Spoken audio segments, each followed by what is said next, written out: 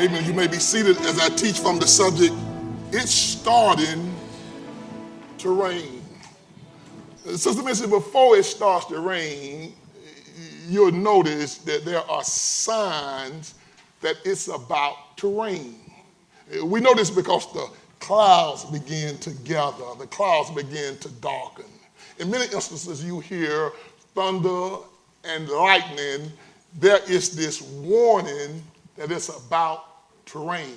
And Mama was cognizant of that. Mama would tell the girls, it's starting to rain or it's about to rain. Go and take the clothes off the line. Now, the young people won't know what that means, but us old folks know what that means, where Mama would tell us to go take the clothes off the line. And Mama would tell me, go out there and make sure that the windows are rolled up. Now, she didn't give me a key because you didn't have to start the car to get the windows up because you didn't have a manual power, you had manpower. So she did that because it was about to start raining. And the rain always begins with a drizzle, and then after a while, it begins to pour.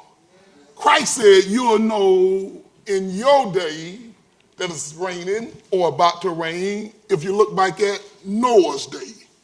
Because you'll see the same signs in our day that you saw in Noah's day. So 3 things I want you to get this morning. I want you to get what God is saying. Now, here's the first thing he's saying as it relates to Noah's day and our day. He's saying, look at this mess. I want you to look at this mess. Then he says, I want you to look at the method. Then we'll come home on the last thing when he says, but listen, after you look, listen at the message. But let's start off with look at this mess. That's what God told Noah in that day. He said, look at this mess. It's starting to drizzle, but it's expected to pour. It's going from bad to worse. That's what Paul was telling young Timothy. He was saying evil men shall grow worse and worse. These things, planes falling out the sky and the killings and the murders and the shooting, these are just the beginning of sorrows. Things are going to get worse. And in Noah's day, it didn't start out with pouring. It started off with a drizzle, and then it got worse and worse. But we understand the signs of the time, and we know that it has started to rain. When man get worse, his house get worse. When man gets worse, his communities get worse. When man gets worse, his relationships get worse. But the question I have for you this morning, it's starting to rain, and we know things are getting worse, but it's starting to rain, and the question I got for you is, are you getting wet? It's starting to rain, and are you getting wet? Or have you come into the ark? Do you realize that Noah never got wet? 40 days and 40 nights in this rain, and he never got wet. If you look at the mess in Noah's day, you'll see that same mess in our day. You'll see it's very, very similar. See, I hate that we got to see that foolishness transferred from Moses' day into our day today. See, I wish we could have Grandma Day back. You know, that was this virtue in Grandma Day that we don't see today. That was this respect for elders in Grandma Day that we don't see today. That's not even any self-respect, but that was just something different about Grandma Day. That was this honesty in Grandma Day, where a man's word was his bond. Now you better have a contract. Because if it ain't written, it ain't real. There's no honesty in this day. That was this family value. In Grandma Day, people valued family. In Grandma Day, there was husband and wife. But in this day, we got baby mamas and baby daddies and sorry daddies and sugar daddies. I'm trying to figure out, I ask God, why? Why didn't we bring what was proper? What was virtuous out of Grandma's day, but look at our day. We brought out of Noah's day that which was improper, that was unbiblical, that which is immoral. We brought that into our day, and this is where we at today, and it seems like everything that's indecent we're enjoying. everything that's unrighteous we are enjoying. Now look let me just come right where you're at. Look what it says about Noah's day and watch this in our day. It says in Noah's day, evil was only continual. That means that evil was ongoing. That means that they couldn't shake evil and they never took a break from evil. As a matter of fact, they desired evil because they was inspired by evil. Evil was continuous in that day. Watch our day, because here we are today. And I'm here to tell you, and I'm going to prove it to you, that in our day, evil is continuous. But unlike Noah's day, we have this 24/7 evil. What are you saying, Pastor? Is that we have a platform for evil 24/7. Evil is continuous in our day. This evil in our day that's 24/7, we call it, let me drop this on you, social media. Now that's what we call it. I don't call it that. I call it a social mess. So social media is this platform where the uninformed can perform and misinform. Evil is this stage where you can engage in sin secretly. Social media is this platform that you don't even have to leave your house. You don't have to even leave your bedroom. You don't have to even leave your bed, and you can engage in sin secretly. 24/7. What time you going to wake up and start sinning? You can wake up 2 o'clock in the morning, cut it on, and evil is there. You can wake up at 4 in the morning, cut it on, and wickedness is there. Evil is continuous in our day, just like it was in Noah's day. We got this platform for evil. The social media is the new trap house.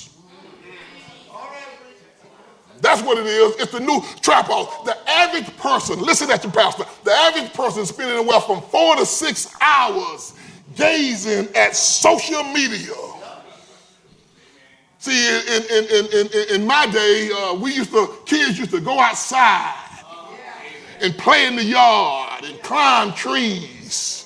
Now kids go inside into their bed, climb in their bed, and they gaze and engage with this thing we call social media. A trap house. It has trapped you. Listen, I want to say this before I get any deeper. Not everything is wrong with going online. I'm not here to say that going online is wrong. I want to make that clear. The internet has some value. The internet has some worth. So don't think I'm up here condemning the internet because I use the internet. We have internet in this church. It has some value. What is the value? It really is the super information highway. What are you saying? Online you can be enlightened or you can get some enlightenment. You can learn things online. You know, back in the day, Sister Pastor, we used to have these encyclopedias. You know, a whole set of encyclopedias taking up a whole corner on your wall. But now we got an encyclopedia at our fingertips. Going online has some intrinsic value in it. It provides a space for enlightenment. But not only does it provide a place for enlightenment, it provides a space for employment. You can get a job online. You can make some money online. Most of the time now when you apply for a job, you got to apply online. It provides, listen at me now, it provides some employment. So don't think I'm downing going online. It does have some intrinsic value. Not only that, it provides you with entertainment. Listen, entertainment. There is nothing wrong, listen, there is nothing wrong with wholesome entertainment. And notice what I said, wholesome. Wholesome means that the whole family can enjoy it. The whole family can laugh. The whole family can point. If the whole family can't get some enjoyment, I don't know if it's entertainment for you. See, God didn't make this earth vain and mundane, where you just come here and you sad for 75, 80 years and then you die. No, God has no problem with entertainment. How do you know that? Because he said that a merry heart doth good like a medicine. It's good to laugh. That's what's killing some people. You're too angry. You're too jealous. You're too envy. It's killing you. That's what's wrong with the blood pressure. You're always uptight. It's pessimism. It's criticism. It's skepticism that's killing this organism. You laugh a little bit. Laugh does the body good. So God is not against entertainment. But the problem with social media, the entertainment that's on social media leads to something we call enslavement. See, if you're honest, most of you all, there is not a day that go by that you don't go on social media. You got to check your Facebook. You got to check your Instagram. You got to get your social media fix. You don't feel right if you don't get that fix every day. It's social media, it ain't prayer every day. It ain't Bible study every day, but it's social media. What has happened, Pastor? You have been enslaved by this continuous evil we call social media. And when there's enslavement, watch me now, there's entanglement. The Bible says that you ought not to be entangled with the affairs of this life, but you entangled with political affairs. Who told you you was a Democrat? Why you want to be a Republican? When God come back, he ain't coming back after no Democrats and Republicans. He coming back after believers. You are not to be entangled. No matter who's in the White House, God is still sovereign. No matter who's the governor, God is still governing. You're not to be entangled with the affairs of this life, this political life, this material life. All these things, you so entanglement. Watch me now. And when there's entanglement, when there's enslavement, there's what we call estrangement. You become estranged. What that does mean, you become separated from the things you ought to be connected to and connected to the things you ought to run from. Listen at me now. See, when you get caught up, this is what social media does to you, because you'll get on social media and you'll argue with people. You'll leave social media upset. You'll leave social media sweating. You become entangled. Now listen, estrangement simply says you reduce or there's cessation from one thing so you can indulge in something else. So what happens when you, watch me now, when you get caught up, you start cutting up. And when you start cutting up, nobody can shut you up. Because you estranged now. You doing your thing over here and leaving this thing over here. So what you're doing, you're avoiding the things that gonna make you holy, and you engaging in the things that gonna make you happy. But happiness and holiness has a vast difference. Watch me now. Just because you're happy don't mean you're holy. God ain't coming back for happy people. He coming back for holy people. That's what's wrong with the churches. We're in here trying to make people happy instead of preaching to them that they might be holy. But that's this estrangement. And see, so you have got social media all right. You think social media is a place to socialize, but social media is a place where you get radicalized. What do you mean by that? See, when you're on social media, you come on social media, can't nobody tell you nothing. Why? Because social media done told you everything you think you ought to know. And you'll argue with people and they ask you, where you get that from? I read it on social media. Now, you won't believe the Bible. But let somebody write it on social media. See, I found that with Facebook is maximized, the holy book is minimized. And you start saying stuff like this, I'll read it when I need it. And you'll go to it when your life becomes a mess. Now you want a message. This social media. And then don't let me forget about TikTok. People lost their mind when TikTok went off the air. There was this uproar, there was this cry all over the land. You'd have thought the firstborn been killed. This cry. Why didn't nobody cry? They cried when they took TikTok off. Why didn't nobody cry when they took prayer out of school? Why didn't you cry when they took God out of government? Why didn't you cry when they took our civil rights? Why didn't you cry when they were trying to make it hard for us? Ain't nobody cried about that, but soon as TikTok, see, let me tell you what TikTok is. TikTok has your mind on lock. Now this is you got to get on TikTok because TikTok is only. I'm not saying it's not so good things, but the majority of people on TikTok ain't there for good things. You was dumb when you went on social media. You're dumber because you're on social media. Don't nobody want to be themselves. Social media is a continual evil. 24/7, no matter what time you go on it, they don't take a break. You can click and find you some evil. And you can engage in sin secretly. But watch this, let me get deep on you. Not only is it a continual evil, watch this now, I'm getting deep on you. It's a conceptual evil. I just dropped something on you. So let me back up what I'm saying. When I say it's a conceptual evil. Watch me now. On social media, you have what is called digital or content creators. You see people and they'll put, I'm a content creator.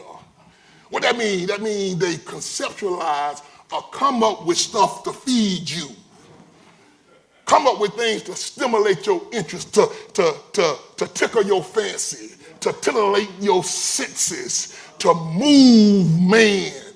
That's what a content. See, a content creator ain't there to play with you. He there to make money off you. So when the content creator comes, he comes to misuse your mind, not to educate your mind. You see, if you're a good content creator, when you're a good content creator, what you do is you do an assessment of your audience. You got to find out what your audience wants. So what the content creator, if he's smart, he do an assessment of man. Have anybody in this room ever did an assessment of man except besides the pastor? Well, let me tell you what you will find when you do an assessment of man, of mankind. Now, I'm in the scriptures, I promise you I'm in the scriptures. So when we assess ourselves, when we assess mankind, here's what we find. We find men that have a deceitful heart, one that's desperately wicked. Then we find, as we assess man, we find that man loves darkness rather than light. Assessing, Pastor, then we find in man there is no good thing. I'm teaching and you don't even know it. There's no good thing. Then when we further assess man, we find that man, especially in this day, is a lover of pleasure more than he's a lover of God. That's the assessment. So if I'm a content creator, I got to create content that's geared toward a deceitful heart. Or one that's desperately wicked. That's I gotta give my content. I gotta give my content towards somebody that loves darkness rather than light. So as I'm creating my content, I gotta create my content to go after that no good thing in you. So I gotta create my content. I gotta create content to people that love pleasure more than they love God. So I got to assess man in order to make my brand profitable. I got to assess man. So you know what I do? Here's what I do. I'm going to give man something that the eyes can lust after, that the flesh can lust after, and that they can feel pride. I'm going to give man something that he's willing to spend money for, willing to pay for. So come online. I've created this content for you. Shut the door, lock the door, and let's go at it because I have done an assessment on you and I know what I can expect from you, so I give my content towards you.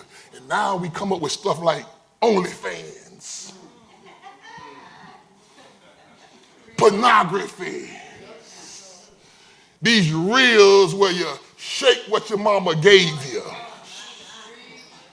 All these things that appeal to the flesh. Watch me now, to the degree that you're willing to spend your hard-earned money on something you can see but can't touch. Now, who is the fool? Listen at me now. Look at this mess. It's starting to rain. Listen at me now. Even among our own people. It's Black History Month. I might as well talk about us. Look at us. We've turned into a clown show. Look. Have you ever looked at us and see everybody getting busy? We getting busy and they getting busy. Now watch our business compared to their business. We getting busy twerking and they getting busy taking our diversity. Look at us. We getting busy spending money on things that nobody even care about, and they getting busy taking affirmative action. We getting busy on adoring celebrities and athletes. Look at how stupid we are. We argue about who the greatest, LeBron or Jordan. Who cares who the greatest? I can tell you who the greatest. Jesus is the greatest. I can settle that argument today, because when we get in eternity, ain't gonna be but one celebrity in eternity. Why you down here worried about a temporary goat when we got the goat of goats? We out here getting busy on foolishness, and they busy taking our status as oppressed people and giving it to the gay and lesbian communities. We busy down here shaking it and twisting it and slaying, and they busy over there taking care of the homosexual agenda, and then forgot we got an agenda. Look at us. They're going to take affirmative action. They done convince themselves that affirmative action means that they hiring less qualified. Affirmative action meaning that we're going to give the qualified a chance to be hired. But they taking that, and we so busy trying to get our rims for our cars that we ain't paid for. Get them rims and hide your car from the repo man. We got our Gucci bags and our Michael Kors purses. And they busy banning books and won't let us learn about our history. But we too busy to see this. We become a clown show because we busy on social media. We got our faces planting all this evil. On Facebook trying to be that person. On social media trying to be that person. And in society, we've quit becoming that people. See, at one time we was a people that was leaders and producers. A people that had stability in their lives, people that had community in their lives, a people that valued our families in our lives. But look at us now. While we're comparing, let's do some comparative study in here. Back in the days in the 50s and the 60s, when we was going for our civil rights, we could reach in our community. Right there in our community, and we can pull out a Martin Luther King. We can pull out a Medgar Evers. We can pull out a Ralph Bunche. We can pull out a Thurgood Marshall. We can pull out a Fannie Lou Hamer. We can pull out a Rosa Parks. We can pull out a Malcolm X. We can pull out a John Lewis. We can pull out a Stokely Carmichael. We can pull out Snick, and we can pull out all these things out of our community back in that day. But look at us this day, who we sent into the White House. Or Steve Harvey, are you kidding me? Or Lil Wayne, Ice Cube, and Snoop Dogg, them become our spokesman. Who gonna respect an Ice Cube and a Snoop Dogg? But that's who we become. We got issues now. Where's the leaders? Where's the sociologists? Where's the medical professionals? Where's the law student? Where's our Thurgood Marshall in this time? Where's our Medgar Evers? Where's the black men and women who's willing to give it up for us? Who gonna represent us? Who gonna speak truth to power for us? We have no representative. Because we've lost ourselves in this age of social media. Everybody trying to look good and feel good when their homes ain't doing good. Look at this mess. Yeah, we made some progress, but look at I call it stupid progress. Yeah, we gonna play in the Super Bowl. Look at us, we gonna play in the Super Bowl. As a matter of fact, that's what they do. They say, well, we gonna let you play in the Super Bowl, and we gonna even let you perform at halftime in the Super Bowl. But you better not take no knee in protest in the Super Bowl. I don't care how many heads we knock in. I don't care how many people the police kill. You better not take no knee in the Super Bowl, because if you do, you'll never be back at the bowl. This is what we become. We've left our first love and fell in love with something that don't love us back. God says, look at this mess. And if you're perceptive, you ought to be saying, looking at our community saying, look at this mess. Right down in Washington Shores, and there's 30 men standing up under a tree or sitting under a business playing dominoes, going in and buying their chicken from Asians and Palestinians when we the best chicken fries. Yeah, we once were producers, but we've become nothing but consumers, spending our dollars with people that's going to take it out the community. And our communities, look at our communities run down because a dollar stay in our community probably about 10 seconds. And now it's over in somebody else's community, and we're wondering what's going on with us. Look at this mess. But not only do you need to look at this mess, I want you to look at the method. Because you got to ask the question, how in the world did we get here? I'm talking about America. I ain't just talking about black. How did we get here? How did we go from calling wrong, wrong to calling wrong right?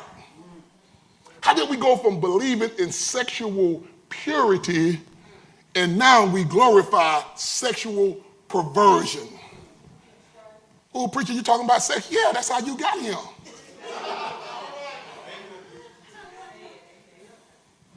That's what we believed in. But now sex ain't safe. I'm talking outside the marriage now. Sex ain't safe. You know why sex ain't safe? Because sex ain't sane.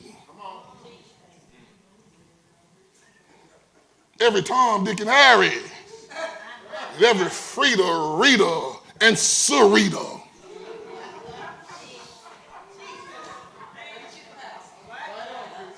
Then you get with your boyfriend and you say, I don't feel right. You know why? Because you got Frida in you, you got Sarita in you, all the 10 people he been with, and them spirits now in you. See, when this is why God said you got to keep it between husband and wife, because when the husband and the wife consummate that marriage, when they go together, they exchange not only DNA, they exchange spirits.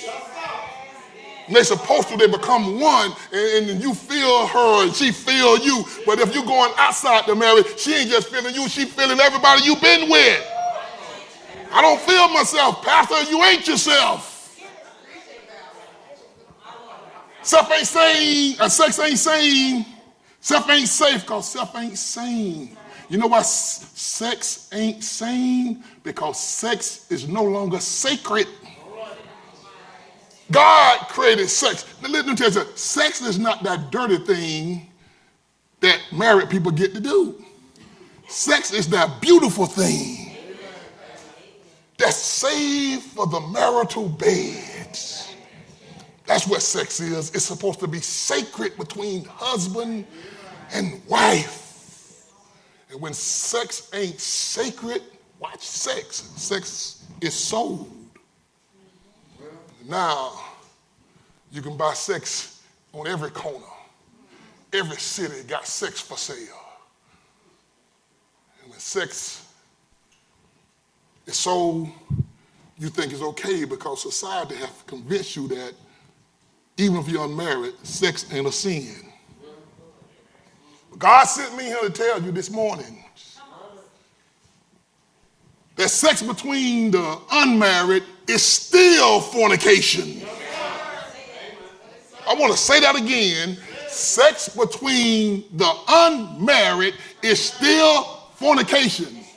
And sex between the same sex is still an abomination.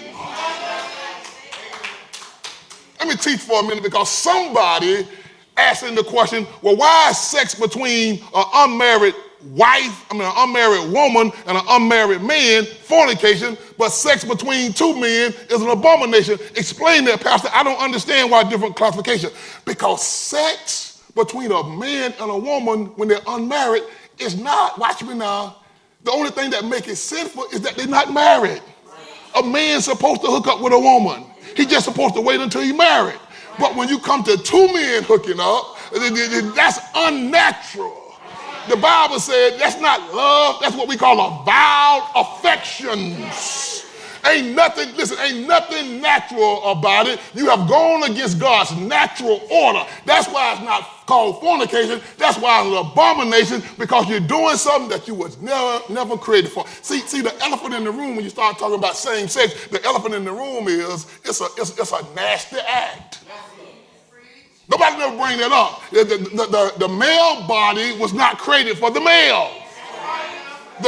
See, God knew what he's doing. God, even if you don't believe in God, if you believe in the nature tell you the woman was created for the man. Everything fit.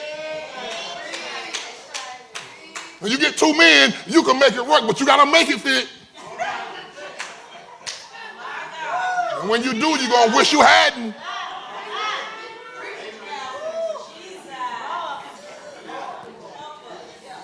See, somebody need to tell you.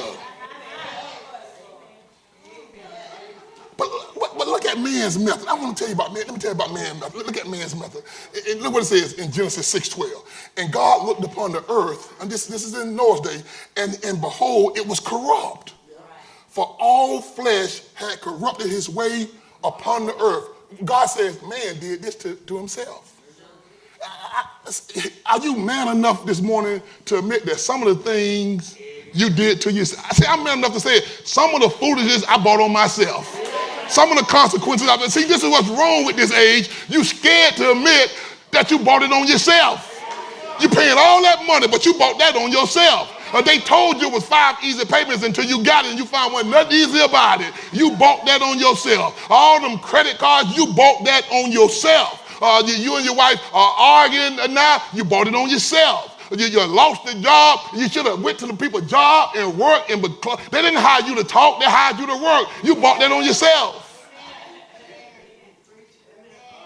And somebody need to be man enough to say, I bought this on myself. And God says, you corrupted your way. Now, let me tell you what he meant when he said they corrupted themselves. See, man got here because man had what we call a normal appetite. God gave us a normal appetite where we desired what was good for us, desired what God desired. He gave us a normal appetite. But what man did, he corrupted his appetite. Let me contemporize it for you. You'll get it. You'll get it this way. Let me make it easy for you to get. Mama used to say, "Why you eating that? Why you eating that junk? You're going to spoil your appetite, or you're going to corrupt your appetite, and you're going to eat that, and you ain't going to have an appetite for wholesome food." I'm teaching. You corrupted your appetite. And what God is saying, what man has did, see, the world feeds you not just through your mouth. The world feeds you through your ears and through your eyes and through your heart. So when the world feeds you lies, it corrupts your appetite for the truth. Listen at me, man. I want you to hear me, man. When the world feeds you lust, you corrupt your appetite for love. A beautiful wife at home got the same thing as that little hot tail girl out there, but you lust after her, and you got so much lust in your heart now that you can't come home and love her right. You have no appetite for love because you're so caught up in lust. That's what you've been fed. See, when you've been fed darkness, you have no appetite for light. And the Bible says the interest of thy word giveth light. But when you've been fed the world, you ain't got no appetite for the word. And when you've been secularized, you got no appetite for purity. The people don't want church no more because they've been fed this world and they ain't got no appetite for church. And they don't know that they've corrupted their ways. So in Noah's day, because they had corrupted their ways, God says, I got to do something about it. And since our ways are corrupted this day, God said, I got to do something about this. See, the mentality. You don't develop a physical and a mental liking to that which you ain't supposed to like. Let me say this to you. You ain't supposed to like other people's stuff. But you've been corrupted by greed and jealousy till you want other people's stuff. You ain't supposed to like staring at a Playboy magazine, or let me come to 2025. You ain't supposed to like staring at a computer screen. But when you're corrupted by passion and lust and lewd and lascivious thoughts, you fall in love with that filth. Because you have no appetite with that which is holy. And you go from wanting it to go from needing it, and you go from, I gotta have it. And there you go, running to something that you ain't supposed to be with. You spoil your appetite. And the world is just feeding you and feeding you. And you ain't got no appetite for divine instructions because you've been, watch me now, you've been fed worldly corruptions. This is the appetite that we have now. And the world has made your appetite strong for it and made your flesh weak in it. Listen, now look what we got. Look what we got on this earth. Listen what we got. We got an omnipotent creator and an impotent creation. We got an omniscient God and a deficient man. We got an omnipresent God and looking at an unpleasant man. And everywhere you go, you see corruption. You see corruption in the house. You see corruption in government, city government, state government. Everywhere you go, you see corruption. You know eggs ain't supposed to cost $6 a dozen, but the world being corrupted by greed. You know these prices ain't supposed to be this high. No pandemic didn't make these prices, but it's this corruption we call greed. If I can get more, I'm going to get more. And what other choice you have but to pay more? Ain't no politician, especially no rich politician, trying to go in and low prices for you. What's going on, Pastor? It's starting to rain. The question is, are you getting wet? But the Lord got a method too. Yes, man is wicked. Yes, man is evil. Yes, man is corrupt. But God has what we call this remedy. God has answers for man's questions. God has solutions for man's problems. God has a response to man's irresponsibility. Let me tell this into your church, and don't you ever forget what I'm getting ready to tell you. Just because it started to rain, don't think that God ain't still ruling and reigning. Just because you got a situation, don't you think that God ain't still sovereign. Just because you got this problem, don't think that it's not up under God's providence. Just because you feel weak, don't you ever think that God is not still almighty. What are you saying? What are you saying? God has chosen this method to deal in Noah's day. He has chosen this method, and don't get upset if the method God chooses don't correspond with your mindset. Why do you say that, Pastor? You need to know that God's ways are not your ways. Listen, in Noah's days, he says, I'm going to use the method that I see that's best. See, this is how you know the difference between God and man. This is how you know the fundamental difference between God and man. See, when man makes something, he can always improve on it. He can always improve on it. He can't make nothing that's perfect because imperfection can't produce perfection. But when God chooses to do something, you can improve on it. So whatever God chooses to do is perfect because you cannot improve on it. He told Noah, man has corrupted his way, but I got a remedy. What's your remedy? He said, I'm going to use what man drink for health. I'm going to use that to cause his death. I'm going to use what flows on earth to flood earth. I'm going to make my wrath water. Now, you ain't got to worry about water now. but you do have to worry about fire. God says, I know how to remedy that. Now listen. God says, I pronounce judgment, but I'm going to provide security. This for us. This for us now. This for us.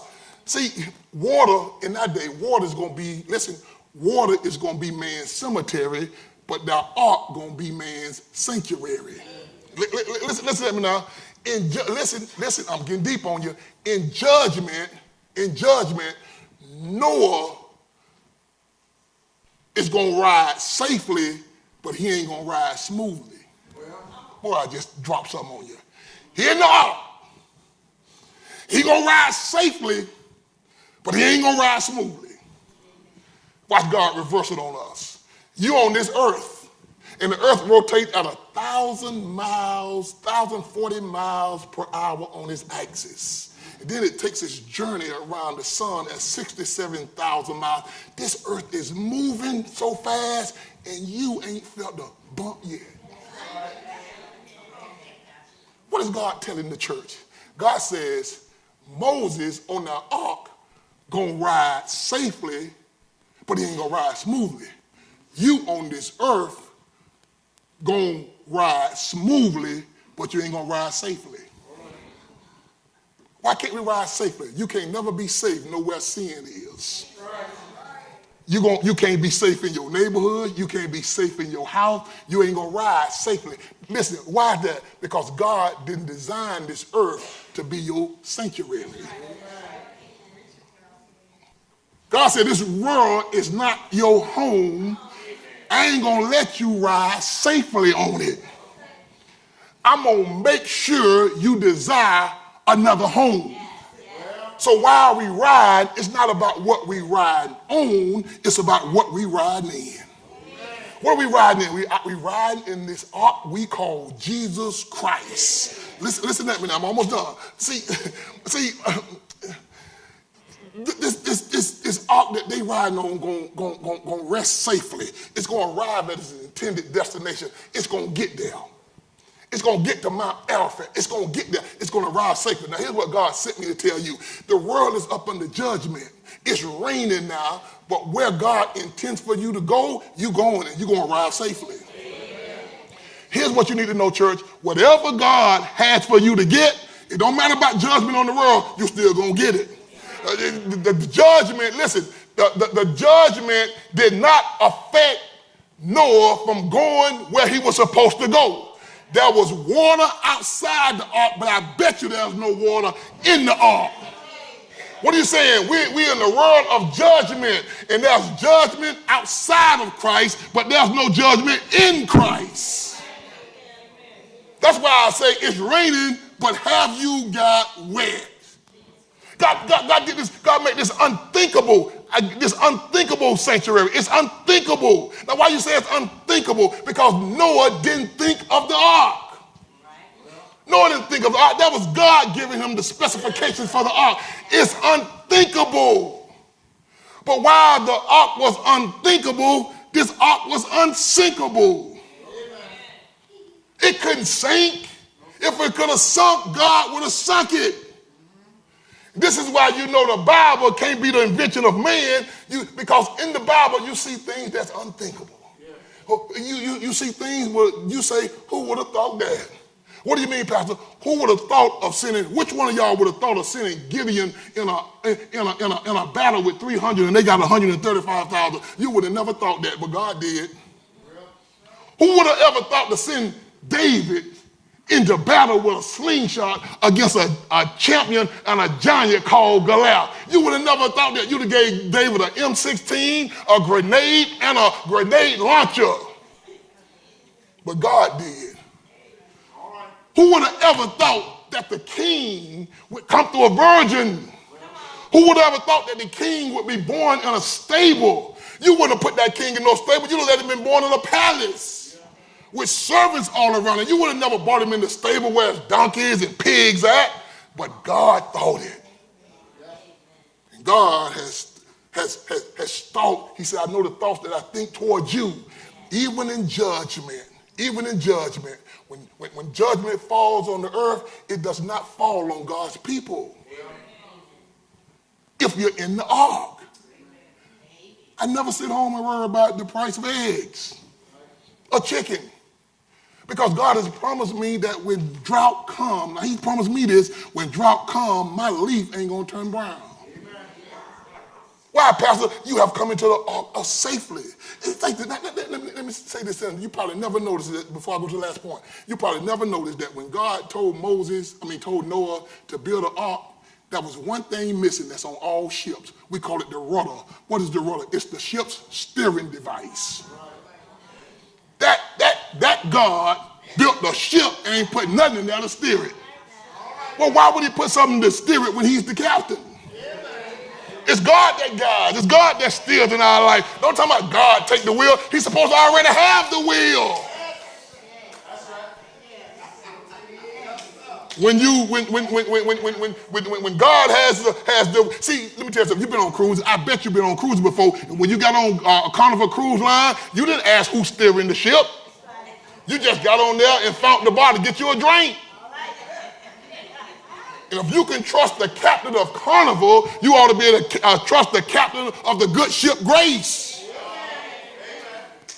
This is the method. He brings us by. He brings us to our intended destination. He's going to bring us through this safely. We ain't got to lose our mind because the world losing its mind. God has promised, it's Noah's day. He's promised to get us through in this ark of safety called Christ.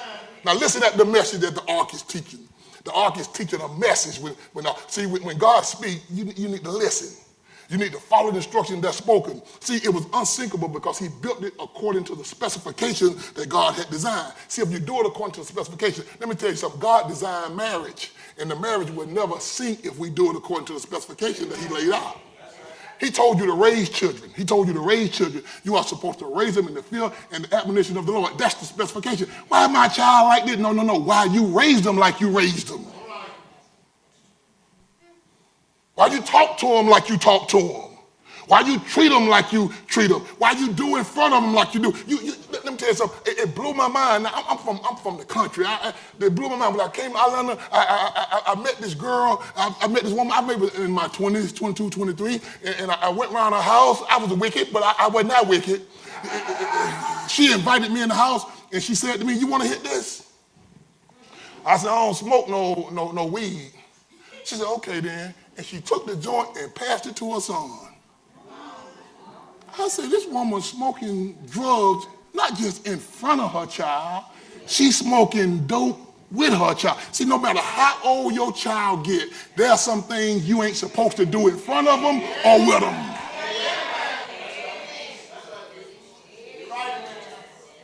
Why my child turn like this? Why you raise them like you raised them? See, do it according to God's specification. God specified. Work your job according to God's specification. Well, Pastor, you don't understand. I had a bad boss. No. You don't understand. David had a bad boss. Your boss ain't threw no spears at you. Your boss ain't chased you and tried to kill you. What did David do, Pastor? He behaved himself wisely. Well, what happened when he behaved himself wisely? God made him king and took Saul kingship and gave it to David. You got to do it according to God's specification. You got to run your house according to God's specification. Get the beer out your refrigerator. Get the wine out your refrigerator. Get the weed out your car. Get the foolishness out your life. You got to run your house according to God. Your house is sinking because you're not doing it according to God's specifications. Messages in the ark. Just because it's the end for some people, that don't mean it's the end for you. It's the beginning for them. 8 people, the number of beginning. 8 people got saved while everybody else, it was their end. It was Noah, his sons, and their wives beginning. See, so don't look at somebody and say, well, if their life sinking, my life going to sink. No. God got something different for you because you different. It's a new beginning. See, God will use a disaster to start a new beginning. God will use sickness to start a new beginning. My brother, he the oldest now, he wouldn't work on a pie train when he was coming up. My grandmama just babied him. As soon as my grandmama died, he had this new beginning. He got a job. And he worked the same job for 30 years. retired from that one and worked another one for another 15 years. What was my grandmama's end? It was his beginning. See, God got a way of starting you over. So what we need to do, Pastor, in this time of raining, it doesn't start to rain. Things are bad, Pastor. What do the church need to do now? You got to trust God's power. Amen. See, let me tell you about God's power. This ship, they built this ship, they built this ark, and the ark had no engine. The ark had no sails. Well, how was the ark powered? It was powered by his grace. For it's by grace that you're saved. God put grace in there. See, I said this here. You got to know that God's power is universal. There is nowhere that God don't have power. See, we think God just got power on the mountaintop, but God got power in your valleys. We think that God just got power in sunshine, but you'll notice God had power for 40 days and 40 nights.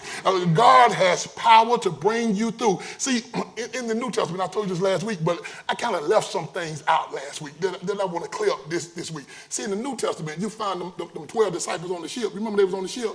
And they come to Jesus and say, Master, carest not that we perish. See, what they didn't understand that this wasn't God's first storm.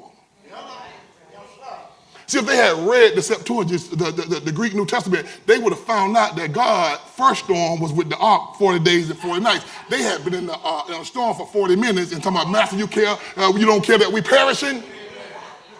40 minutes they've been in something. That's what you've been in this little storm for 40 minutes. But this storm in the New Testament was just like any other storm. All God's storms have a revelation. See, what they didn't realize, these 12 disciples, what they didn't realize is God is getting ready to start a movement with them. And what God had to let them see is that when they go on the movement, they got God's power on the movement with them. So what God did, God let them see the power through what we call objective observation. He let them see the power. See, so why did he let them see the power? So when they get on the movement, when they get on the journey and start spreading the gospel, they won't get out there and start and get caught slipping. They won't get out there and things get hard and they start tripping. So God gonna use the storm to start his equipping. So when they start preaching the gospel, they ain't preaching a hope-so gospel. They preaching a no-so gospel. They preaching I told you so gospel. And that's what your life ought to be. To your kids, I told you God is able. I told you God is willing. I told you God is good. See, you got to be able because you've seen the power of God in your life. So God will bring you into a valley just to show you his power before he puts you back on the mountaintop. God know what he's doing. God, see, when they was on that ship, they had seen Jesus work disease. They had seen Jesus feed. They had seen all of this, but they had never seen Jesus deal with nature. See, nature is a whole nother beast. So watch, I'm almost done. Watch how God worked this for them. God said, here's what I'm going to do. I'm gonna do. You're going to go and you're going to talk to Christ. You're going to go and you're going to say, Master, carest not that we perish, and you're going to see him arise. But then you're going to hear the rebuke. You're going to hear him say, peace, be still. But God says, that's not good enough. You saw him rise. You heard him give the rebuke. But that's not why I brought you here. I brought you here not just to see him rise, not just to hear the rebuke. I brought you here to see the response to his word. What was the response? Here it is. The wind ceased, and there was a great calm. And when they saw the response, when they saw nature respond to Jesus' word, they said, what manner of man is this? Even the wind and the sea obeying. Now listen, if God can make the sea and the wind leave them alone, he can make a light bill leave you alone. He can make the IRS leave you alone. He can make your crazy neighbor leave you alone. He can make worry and stress leave you alone. He can make that addiction leave you alone. Why? Because I read somewhere in the Bible, there's nothing too hard for God. What is impossible for men is not impossible for God. See, he had to show it to him. So these messages in see, the message is you're never too old to do something new. This man was 600 years old, and God used him to build an ark. Now, I want you to notice this thing. There's this thing called Titanic that sunk, and this thing called the ark that didn't sink. The Titanic was built by professionals. The ark was built by amateurs. The Titanic builders had know-how. The ark builders had God helping out. See, on the and they sunk. On the Titanic, you had the rich and the famous. On the ark, you had the obedient and the faithful. And when you are the obedient and the faithful, God shows himself faithful. So what am I supposed to do in this storm? It's raining now, Pastor. Be obedient and faithful and watch God show himself faithful. Listen at me. Now, I want you to understand this here. When God calls, he called these amateurs. When God calls, he don't call and ask you to see your certification. He don't call and ask you to see your degree. When God called, the call is your certification. The very fact that God called you certifies you to do that job, even though you've never done that job. And don't worry about if it's your first time doing it. This is the first time I've ever been a pastor. It's the first time when Moses led him through the Red Sea, that was his first time. When David became king, that was his first time. When Joseph became the prince of Egypt, that was his first time. When Peter walked on water, that was his first time. Noah, you're on your first time. Now, what's going to help Noah get through? I'm almost done. Give me 2 minutes, I'm done. Noah found grace. Or should I say grace found Noah. And God, grace will find you no matter where you are at. Now, let me tell you about this here. When Noah found grace, or grace found Noah, and what happened? Noah messed around there and found out. What he found out? He found out that grace calls. Look what God says. I want to dramatize this. God says, the Bible says, God told Moses in Genesis 7:1, he says, come down. You and all your family, come down. Well, Pastor, what's so significant about come down? He told Noah to come down into the ark. Now, if somebody tell you to come down, that means where you coming to, they already there. He didn't say go down. He didn't say go into the ark because that means he ain't there. He said come down. That means he already there. Come where I'm at. Ooh, he's on the ark. Now look what he said. Noah found out, messed around and found out that grace calls. Watch me now. Found out that grace secures, because when he came, the Bible didn't say, he told Moses, don't be impolite, shut the door. That's not what he told Moses. Noah. He didn't tell Noah to shut the door. The Bible say, and God shut them in. See, if Noah had shut themselves in, there's a possibility that some rain going to come in. But when God shut them in, can't nothing get in. That's why when Jesus shut you in, when you're in Jesus' hand, can't no judgment get in the hand. And see, you might fall down in Jesus, but you'll never fall out in Jesus. Noah could fall down in the ark, but I bet you he couldn't fall out of the ark. Why? Because God has shut him in. Now, as I close, I want to tell you as I close, today he's on the ark, but tomorrow he got to get off the ark. What are you saying, Pastor? When you get off happy, but get off humble. Get off praising and thanking God, but don't get off like Moses or like Noah drinking hard. Listen, God gonna bring you through. I'm talking to somebody. God gonna bring you through. God gonna bring you through this. Now understand, yesterday's success is yesterday's success. It don't guarantee success in today. What are you saying? Yesterday, David killed Goliath. Today, he can't kill his desire for Bathsheba. Today, watch me now, yesterday, Solomon is given strong wisdom. Today, he's loving many strange women.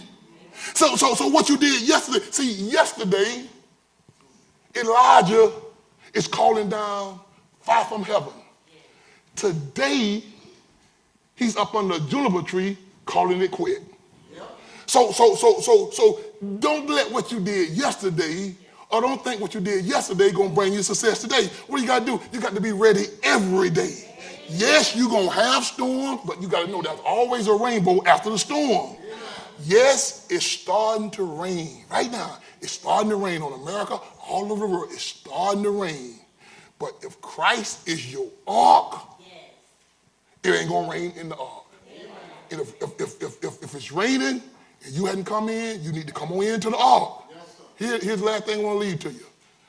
Obey the word and you won't get wet. Bow your head.